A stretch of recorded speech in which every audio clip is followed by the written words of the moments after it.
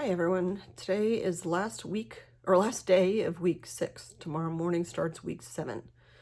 This morning I had my appointment with the plastic surgeon, my third post-op follow-up, which is like the 6-week follow-up. The "you're fine, everything is good, see you in 6 months" appointment, which is a little bit weird. My first post-op appointment was with the nurse at plastics, and that was when I had my first set of drains taken out. My second, post-op appointment was when they took the second set of drains out and the adhesive. And then, of course, I had that phone incident, whatever, which I learned more about today. And then today's appointment is the 6-week, you're all healed after 6 to 8 weeks. That's how long it takes to be healed. Oh, hallelujah. Even though you're still like, wait, I still have these blocks of stuff on my chest. How am I healed? Anyway, so the list of questions I had yesterday that I was brainstorming with you was actually super helpful. And the plastic surgeon himself was there.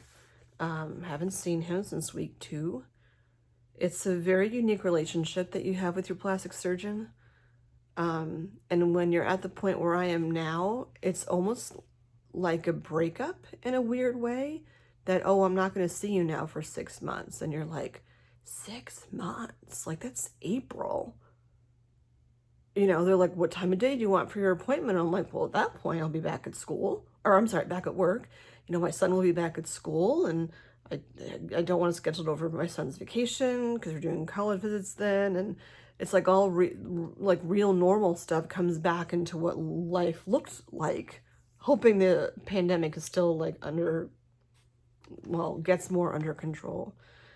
But it's a weird dynamic because he came in, he took a look at things, and he's like, yep, they look fine. And I'm like one short sentence, and I'm like, here's my 40 questions I have for you. Yeah, and I mean, the nurse said too, like, things look good, and I'm like, but this, and but this, and but this, and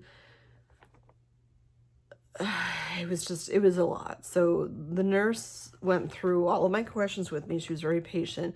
He, I guess, was going into surgery, so he was like kind of in a rush to get going, which is not how I wanted it to be for my last appointment with him for 6 months. I like him, and you know, they're giving you your body back, so your relationship with him is so different from how it is with your breast surgeon who's getting rid of the cancer, because then the role there becomes go to oncology and deal with next steps with that. You know, they're taking the stuff away, the bad away, but the plastic surgeon is leaving you with this body that you're going to have for the rest of your life. So yeah, if I'm going to go through all this crap, you know, I want to make sure that it looks like top notch. And there is such an interesting body image. It's very hard for me to explain. I'm still processing all of this. You know, I have been very emotional the past week, and it has nothing to do with hormones or anything like that. It's not like it's that time of the month, because I don't have that time of the month. I'm perimenopausal, but it's not like, I know when I'm being emotional because of like hormones and where I am in my cycle. That's not where I am right now. It's the stage of where I am in the whole process of having had my surgery and the cancer and all of that. And from what I understand, it's very normal that like between 6 to 10 weeks is when the time is when things start to calm down, your doctor's appointments settle down a bit, but that's when your head starts going and you finally get like what just happened. Because before that, everything is just, for me, was just so fast. I mean, I would think for anyone, because as soon as you find out you have cancer, like, you know, they need to be on it and come up with a plan. So now that like things are healing the way they should be, according to him and her, it's a weird dynamic. It's, you know, when he's like, I didn't think he said goodbye. And I'm like, he didn't even say goodbye. But then Barb was in the waiting room, and she's like, yeah, he was like literally like running down to surgery. I'm like, okay. But it's weird. It's almost like that. It's like, no, don't abandon me, please, you know, but it's all good. It's like a healthy breakup. not breaking up, just not seeing him we're taking a break for 6 months. Yeah, I don't know. So anyway, so I came up with this list yesterday. That was so helpful. Thank you for sharing and helping me brainstorm yesterday.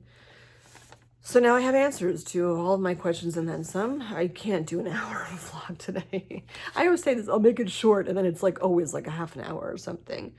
But I am super tired, and I have a gynecologist appointment in the morning, which I love my gynecologist. If it weren't for her, I wouldn't even know about this stuff. So she is absolutely phenomenal. I owe my life to her more than just for this.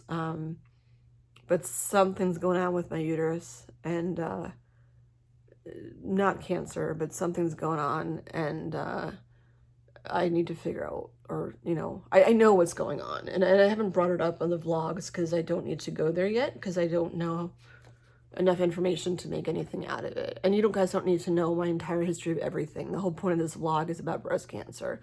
So if it's not involved with anything, I'm not even going to get into it. But, I mean, you know, breast cancer happens most of the time in women. Women go to the gynecologist. It's not the most favorite place to be. I know I'm going to need an ultrasound, which is fine. The vaginal ones are oh so interesting. It's not even so much like this thing going up your vagina. It's the fact that like they're moving around, like, here, let's find your ovaries, and like they jam it up and it feels like they're reaching your neck, and it's not the most comfortable thing, but still needs to be done. Before I forget, they did give me, well, which is one of my questions. I am going to be starting PT. They can basically do it wherever. I can go to MGH if I want to, but for me, that's a trek. There's physical, I think there's 3 physical therapy places I know at the top of my head in Bedford. So I can go to any of them. So I have to do that in the next 2 weeks and get that going. I also, one of my questions was, is there an instruction manual for these ladies? Because I don't get them. Like, I need to try to understand what, like, how you put the Legos together underneath to make my boobs. And she gave me a book, and I'm like, wow, there is an instruction manual. But the book was exercises to do in addition to the PT, like things to start slow. Again, all I've been doing is like the shoulder rolling forward and backwards and the neck rolling and stuff. Yeah. Anyway, so I have to call to start PT, and then we'll see how that goes. And then he cleared me to do whatever I want to do. The only thing that's somewhat discouraged is sleeping on your stomach. Right, like I'm thrilled to pieces to not sleep on that friggin' pillow. It's been so hard to get comfortable. I'm allowed to even like put an underwire bra on. I feel like I should go in order before because I'll be like all over the place. I'm gonna go in order of my questions that I mentioned yesterday. So, the mobility with my arms and stuff, that's gonna be what PT is for. Don't know how long it will take. Every person is different. The numbness I have underneath, I love how you see my pajamas. It's actually cold out. That's why I'm wearing my like wintry pajamas. I don't really care when you see my pajamas. Underneath my armpit here, it's still like numb. There's almost like one side is like very like clear cut scoopy and it looks all pretty. And the other side where the tumor was is like scoopy and then it goes like boop. And there's like some skin that just sticks out more there. And I'm like, maybe it was like that before. I don't even know. But she said it was still swelling. Because one of the questions I asked her is like, is this just what they look like at this point? How much swelling do I still have? When I dropped my phone on me and that whole thing with the rippling and all that kind of stuff, he did go down and review the films and agreed with what the other doctor had said, that it's the ripple of the implant, and dropping the phone he doesn't think had any impact. What makes the bottom of my boobs earlier in this process were like hard as a rock, like after the surgery. And that's really because of swelling. So now the swelling has gone down. There really isn't any swelling in my breasts anymore. I do have swelling underneath my armpit still where the lymph nodes were taken out. And I don't have feeling there, like, at all. Where the stitches were, I do. But if I go closer to my boob, nothing. And I asked him, like, well, when does that come back? Totally varies per person. I could get it back tomorrow. I could never get it back. Totally depends on the person. Okay, so starting in PT, I just said that I can go wherever I want to. My right armpit being so smelly, I brought up. And yes, I can use deodorant, but I'm like, I like to like get out of the shower and still not have my armpit smell after I just like washed it twice or whatever, or even with a loofah. But that has something to do with, I think the drainage. It's linked to the lymph nodes. And he said something too about, I meant to audio tape it. I never did. I meant to, like, so much too much information. I never audio taped what he said, or what she said. But there was something that he said about the smell, because it's not like that on my left side. It's on that like that on my right side. But something about how things work internally as to why it's like that. And again, could go away. It's not a hormonal thing, has nothing to do with menopause whatsoever. It's like your body's way of fighting something or other, and I can't remember what he said. So as time goes on, I think it's just going to eventually like ease up and go away. And I have good deodorant, so like I can just cover it up. But so I said to him, like, I want to like know what you did. And it's like, you want to know every step of the surgery? And I'm like, well, when you say it like that, it sounds kind of like a lot. But I'm like, I kind of want to understand. Like, I remember you saying a few things when you were showing me things, and I'm like, just a short overview. And then he's like, you know, she can do that. I'm like, okay.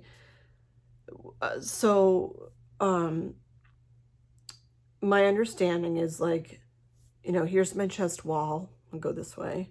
Here's my chest wall. They use that alloderm, which is like a, you know, kind of like a piece of skin, whatever, that adheres things together. There's the implant. And again, I could be missing pieces here just because I'm tired. It was a long day. There's the implant. And then I feel like there's another thing of alloderm, but there's also stitching. Like they use stitching, I think, to attach the implant to the alloderm. I'm not quite sure. Something like that. There were stitches around, which I didn't realize I had internal stitches.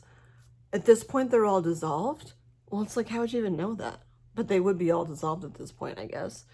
But that keeps everything in place. And I guess maybe they can tell by the way things look that, like, who the heck knows? I don't know how you would know that my stitches are all dissolved on the inside. But they're the experts. They know. But they said as the swelling goes down, your breast gets softer. And they both think that, like, because I can feel that ripple when I drop my phone, that I might just be like hyper aware of it now. But it could just be that I've had that ripple there. It was covered up somewhat before because I had this swelling. The swelling went down, the ripple showed up. Or not showed up, but like I was more able to see it because the swelling wasn't there. And I do, like, clearly on the bottom, you know, I'm able to push up on the boob a little bit just by tapping really lightly right now with my fingers. Where like weeks ago, it was like solid, you know, I couldn't do, not hard like you'd knock on it, but like a water balloon that's really full of water and you're holding it pretty high. So it's pretty heavy on the bottom. Like that kind where it's too much pressure for you to like push up on the water balloon to make any impact. So it definitely is softer now. It is what it is.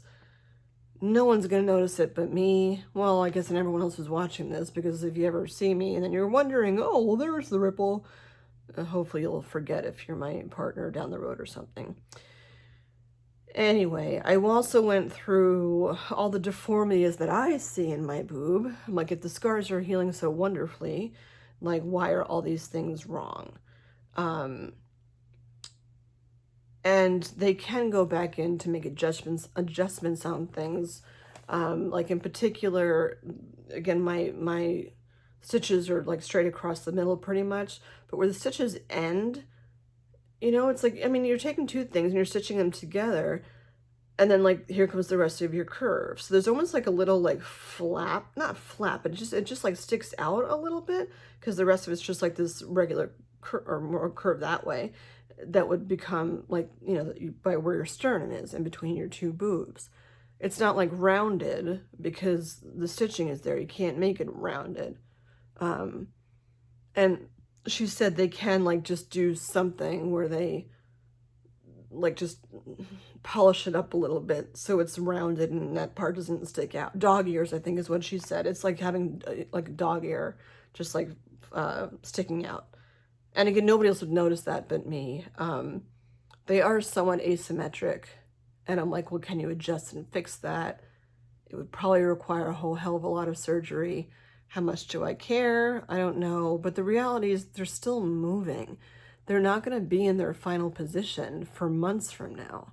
So I have to get my mind out of like, this is what they look like for good, because it's not. It's only, even tomorrow, it's only 7 weeks. This is why they don't tattoo until 6 months out, because it takes time for your boobs to settle in every way. So just have patience, which I don't really have right now. The numbness I mentioned. Oh, laying down. So laying down. I have not laid down completely flat horizontally since surgery. My boobs just feel, they're not as heavy, but they still feel really heavy. I'm not ready to do that now. I'm clear to do that if I want to. I think as a baby step, I'm going to try to sleep on my side. We'll see how that goes. My stitches on the left side don't really hurt, or where the stitches were doesn't really hurt. I just worry that like it's going to be too much pressure on my boob. I don't know. I'll try it and we'll see. If I'm not comfortable, my body will wake me up in the middle of the night. But I can sleep on my back, like unelevated, so I don't have to have my concoction of pillows here. But she said what might be helpful is to take the concoction of pillows and prop yourself so that you don't inadvertently roll on your stomach, because you will definitely wake up. She's like, you can lay on your stomach. She's like, I would probably advise that you wait a little bit longer before you do that, because it's not going to be comfortable. You're not going to shift something around like so it's in the wrong place, but it's, you know, most likely it's going to be uncomfortable for you. So I have no desire to do anything on my stomach at all right now, or in the immediate future, but I can. No limitations. I can sleep without a bra on. Again, it's not, I don't need to have anything with compression on. Like, I don't have to pick bras that, like the ones that she gave me, the white ones, which are somewhere. I've shown them with the Velcro on top. I don't need to wear those. I can go to Victoria's Secrets if I want to and get an underwire, not just a bra, not just like a lacy pretty bra, but an underwire bra.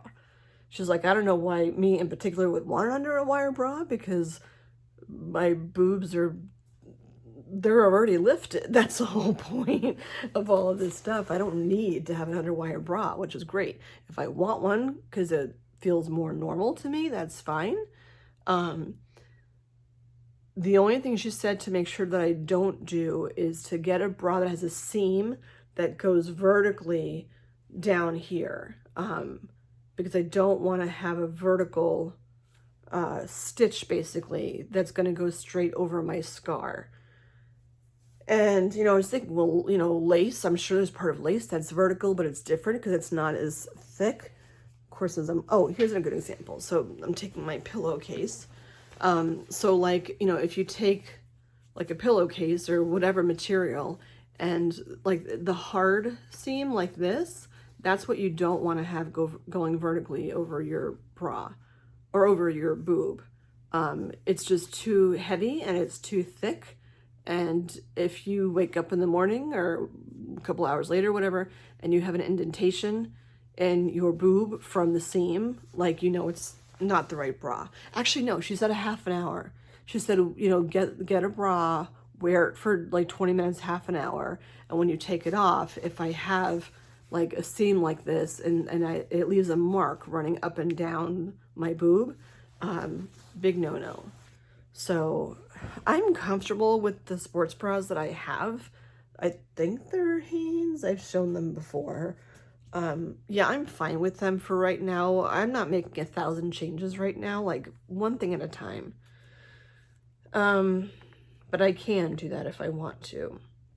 And keeping in mind too that like if I buy a regular bra, I'm gonna have to clasp it, and I'm not at a point where I can put my hands behind my back to clasp it, so it's just not a reality right now. The ones I have that fit the best are the racer backs and that zip in the front. They're flattering, you know, they have padding up in the front too. I'm fine with wearing those for now. I'll get to the other ones. The PT, did I mention that already? I feel like I did.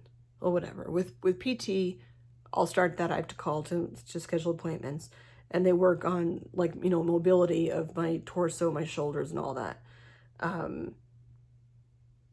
When I have PT, she also gave me a book of exercises, and you know, they're split up by sections of what exactly it is that you're stretching. And then the first one that she said to start off with is those wall climbs that I was doing in the beginning, and then I was having too much pain, and she said to stop doing those. So that's what I'm starting off with, is the wall climbs with your hands up and down. And she said, you know, do the ones on the page, just do them once a day. And she's like, when you do them enough that you can do them as they're intended in the description, then you go on to the next page and you do the exact exercises that you just did, the wall climbs, plus the one on the next page. When you master both of those, then you go to the next page, you try those, and then you do 1, 2, 3. So you don't not do the ones that you're first starting off with. You just keep adding another page to it. And I mean, I could start those tomorrow because I'm obviously not going to PT tomorrow. But once I start PT, it will be in addition to PT as me doing those exercises at home. And just lots of stretching. As I'm looking at the pictures, it's a lot of stretching, which will be interesting. And one of them is putting my hands behind my back. I can't do that right now. It makes putting jackets on difficult, and as the weather's getting colder, it's hard to get jackets on. So I did buy a pea coat that's wasn't super expensive, but it's a bigger, actually it's not really a bigger size, but it's stretchier, and the arm holes are a little bit looser, so they're not like right up in my armpits, so it's easier to get on and off. But I have like a really nice trench coat I usually wear in the fall. I can't get that thing on. I have to put my shoulder too far back, and I just can't do that right now. Oh, driving. So, I mean, I know he cleared me a while ago, and I talked to him about the pillow, like in front of my chest, and he's like, some people drive with dogs in their, you know, on their front seat, whatever. I'm like, yeah, I guess that's true, but whatever.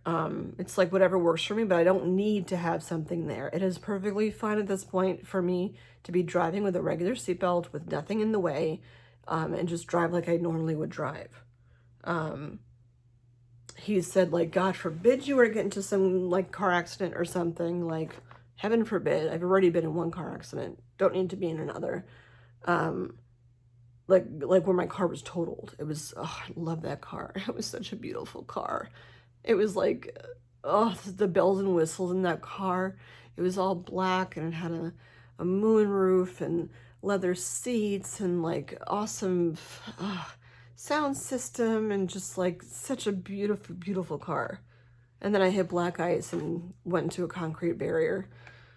And I'm like, no, the wheel actually just fell off of the car, and they just, it would have cost too much money to, you know, to have it drivable. And even then he said, I don't feel safe having you come back into this car with children. So we were all okay, but the airbags and stuff did go off. So she said, you know, if you were in a car accident where the airbags would go off, I actually don't even remember that happening when I got in my accident.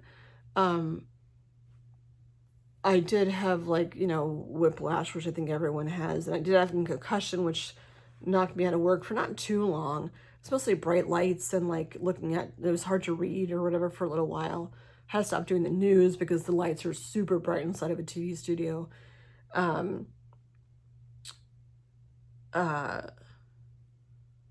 Yeah, but she said that, like, if you were in a bad accident, the impact on your implants would be no different from any impact you'd have on regular breasts. It's not like, you know, they don't typically pop if you're in a car accident or something. The random pings of pain, they've been easing, so they're going to continue to do that. What kind of bra? I already talked about that. Oh, exercises because of the skin pulling, which I talked about here. I think he thought I was getting a little overkill when I got to that point, but I'm like, everything is connected, and I'm like, I don't want to have no chin, and you know, I put on this weight too. I'm like, what's going on? I feel like I'll find out more information about that tomorrow when I go to the gynecologist, because I'll have a weigh in there and see what's going on with my uterus this time. I don't have uterine cancer, but there's something funky going on with my uterus, which I guess really would be the case for most everyone that's in their late 40s, like, I don't, or early 50s, whatever. But yeah, separate aside from everything. Yeah, I'll find out more about that tomorrow. I found out about that when I had my breast MRI done too, but they're like, you know what, you got to deal with the boobs, take care of those, then we'll come back to your uterus. It's like the joys of being a woman. Scar tissue, I don't have any, which is good. Just the pigmentation is off by one of my scars, but he said it doesn't matter because that's going to go away anyway. As the scar gets lighter, you're not going to be able to see it. It'll just be flesh colored. And I said to him, which seems unreasonable, but is how I feel. I said, to me, it looks like the weight of my boob is almost pulling my scar apart, because there's one spot where, like, if here's the, you know, the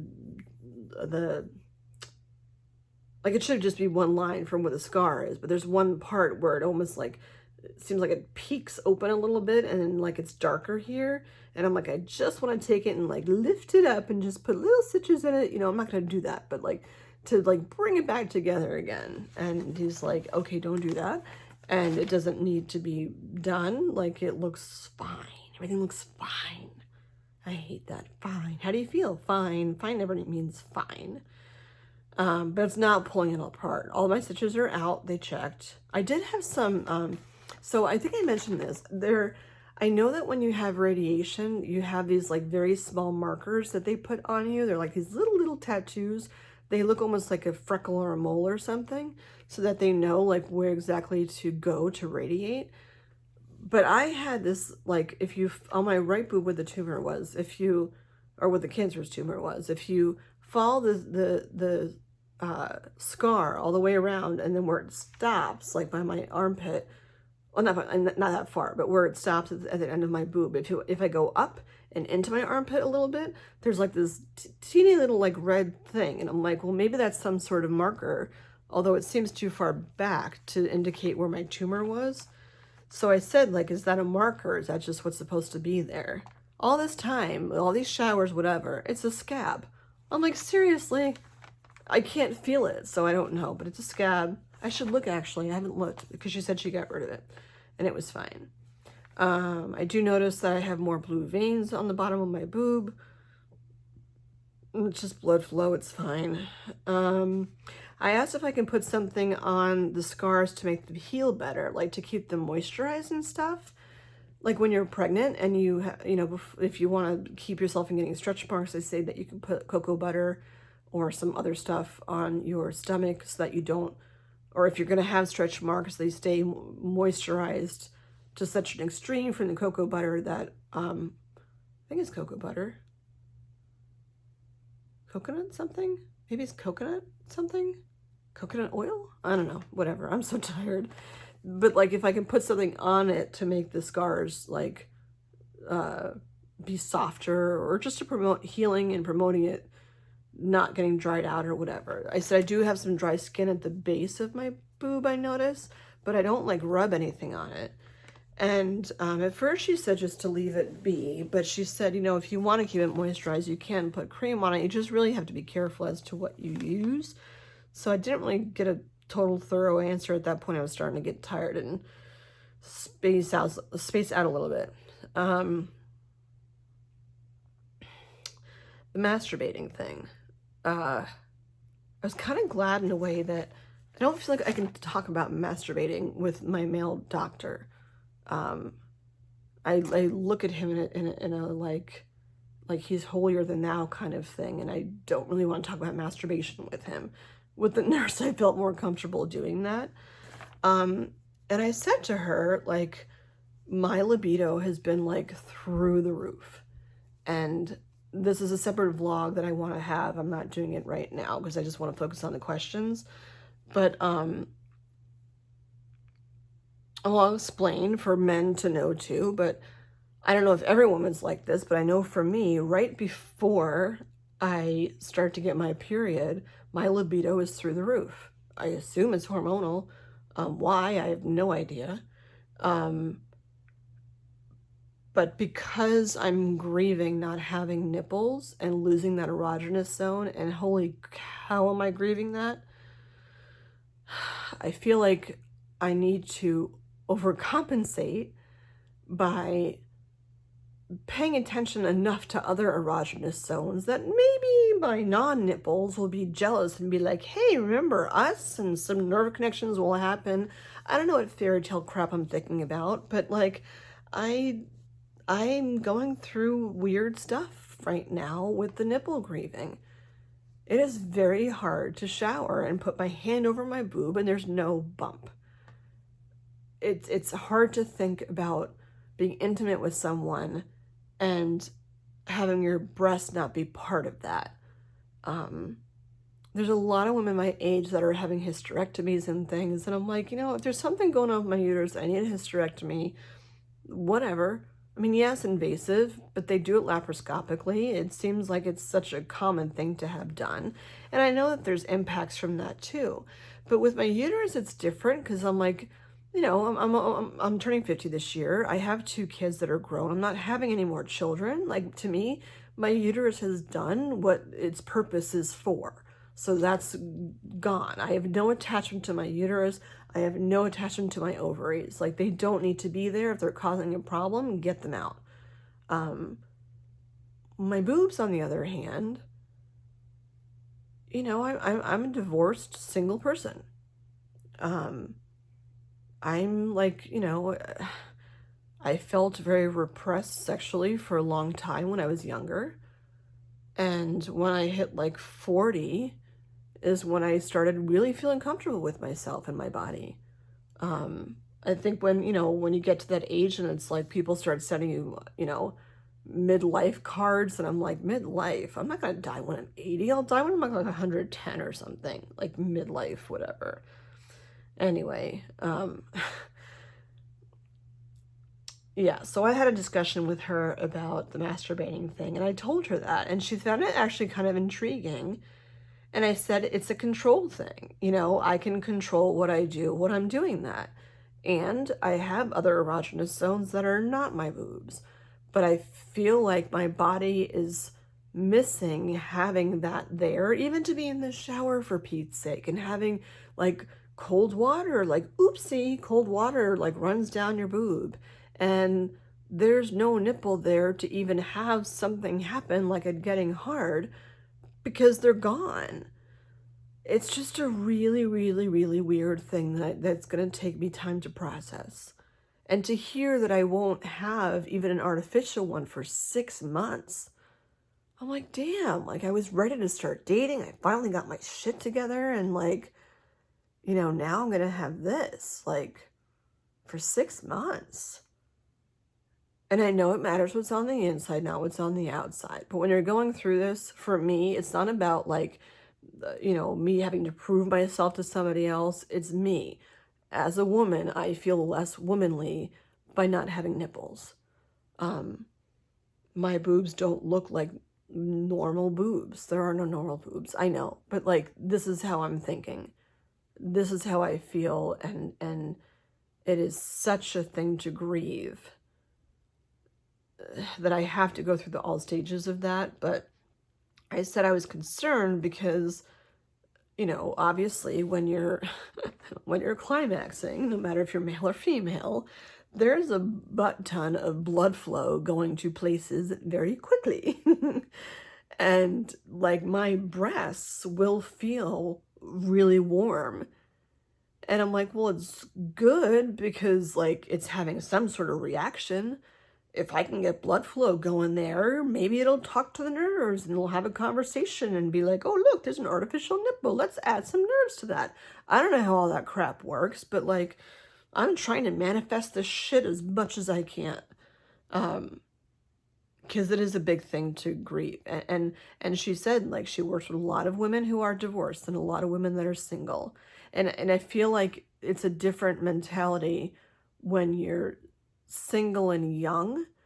There are so much, I mean, even in the office, there are so many support groups for people that are single and young. It's different to have, you know, a divorce or a support group for people that like are divorced or single moms, have gone through breast cancer, who have not been able to keep their nipples, who aren't glass half empty kind of people. There's a lot of criteria that I'd like in my support group that just might be really hard to find.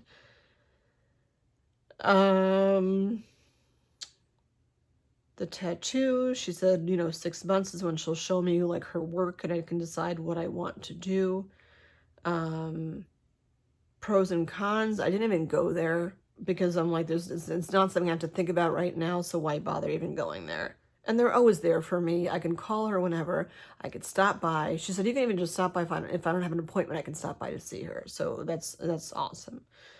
All my swelling is gone. What size I'll be, I don't know. And I'm not ready to go to Victoria's Secret and pick out some lacy ass bra. I'm just not. How much can I handle them? Like with my hands, like, should I be afraid of how I move them now that they're more mobile? And she's like, nope, just treat them like your boobs, you know? Whatever. I asked about hair color too, because, so my original hair color, if you look at my roots, they probably have to get done soon.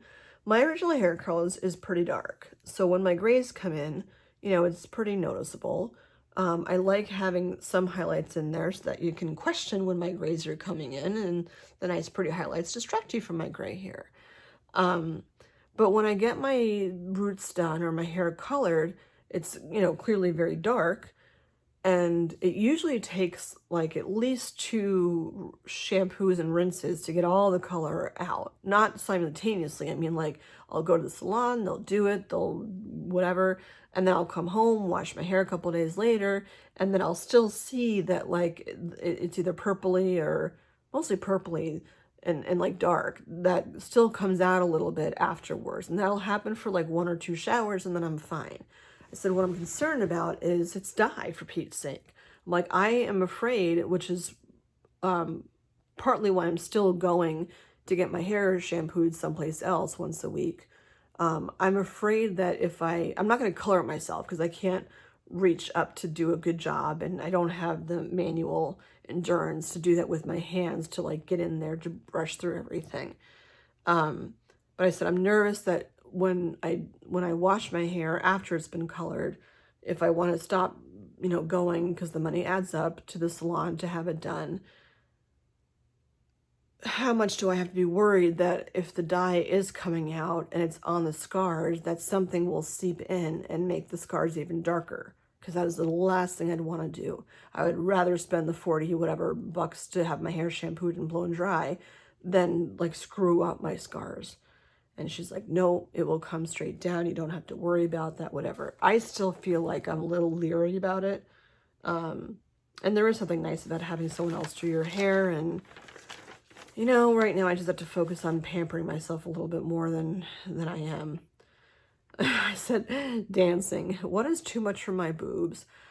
And I said, like, what's too much motion? I could work out if I wanted to. I could do whatever I want to. The problem is if I just went back to normal, my body would be feeling it and I'd be hurting.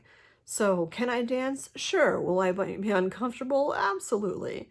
She said if I exercise, like it is, you know, every day, like going out, I don't even need to wear a bra if I don't want to. I don't have nipples right now, so I never have to worry about them getting hard. She's like, you might as well. I kind of wish it was summer again so I could wear more tops where it wouldn't, although it's winter, so that would be cold. That was really stupid. That's when they get hard and stick out, is when it's cold outside.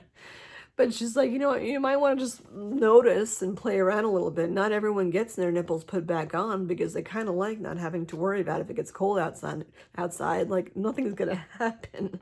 And they can tattoo, like they can make a textured tattoo to make it look like a nipple, even though it's relatively flat. I still don't quite understand the 3D tattoos and how they work.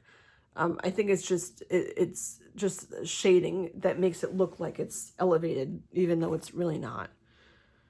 The instruction booklet, yeah, she gave me that with the exercises, the ways to sleep. I already told you about my body image and identity. That could be another vlog. I'm at 40 minutes. I'm going to come back to that because that's something I want to talk more detailed about. So I'll come back to that on another day. Alcohol consumption. I'm not taking anything, except for the tamoxifen, I'm not taking anything different than I was taking, like, 6 months ago. So I was able to have a beer then. Why wouldn't I be able to have a beer now? Alcohol does increase your chance of having cancers. So the oncologist said that to me, like, you don't want to sit going out and having benders all the time because you're just increasing your chances of that. And it makes me sick anyway and makes me gain weight. But, I do like a beer. And, but I can, there's no limits on that, but like be responsible and know that like alcohol does increase your chance of having cancer. There's more of a long-term impact. Never, ever, ever, ever, ever, ever, ever use a heating pad, period, ever for the rest of your life on your boobs. Just don't do it, period. She said people tend to get cold outside easier that have implants, which I found interesting. Because I told her I was eating outside the other day, and I just, like, I was nervous because I was going on, like, the 3rd hour of sitting outside, which was nice. But I noticed that, like, my chest was getting cold, and I'm like, is it okay for them to be out in the cold? Like, I don't know. Like, are they gonna freeze? I don't know. And she's like, it's not that. She goes, just overall, women with implants tend to get colder faster. And I said, well, if the tamoxifen makes me hot because I have hot flashes, I would think that that cancels out with the fact that my boobs would be making me cold. So we'll see what happens. I don't know. The phone I talked about, that's it. So I'll come back to the body image thing. I want to just write a couple of notes now before I forget about that, because it's a very, very interesting thing and a very bizarre analogy that came to my head as I was thinking about how I feel about my chest right now. But I'm on 42 minutes. I need to get to sleep. I've got a big morning tomorrow. I'm not going to post this till after it's already happened, but I just pray to God that it's just not a big deal, whatever it is. My body's had enough. So let's pray to God that everything is okay. Well, I know things aren't like hunky-dory because obviously something popped up in my MRI, but it's not cancerous. It's just, I don't know. I'll find out more tomorrow. Whatever, we'll see. All right, I'm going to go to sleep now, and we'll see what tomorrow brings. And then I have no doctor's appointments on Friday. Yay! All right, have a good night or day or afternoon, whatever time it is. Bye.